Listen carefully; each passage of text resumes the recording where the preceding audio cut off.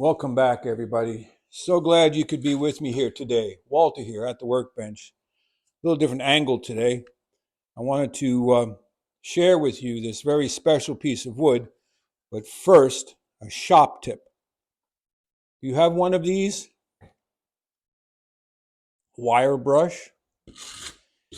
When you're working with rough sawn lumber, it's always good to go over it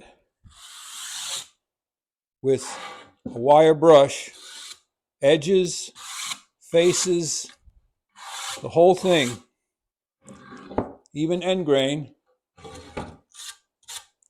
to remove any debris.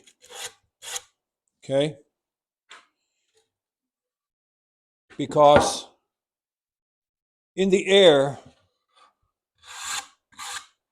there's dust. And in lumber yards, lift trucks, uniloaders, forklifts, they're all churning up gravelly dust all the time. So if a piece of wood sits in a warehouse for a month, which is not very long, it picks up a layer of dust. So, shop tip, if you don't have a wire brush, or if you don't want to use a wire brush, just get a good stiff bristle brush and brush off your work before you start planing. So that's it for this one. Quick shop tip. You got to wait and see what this wood is.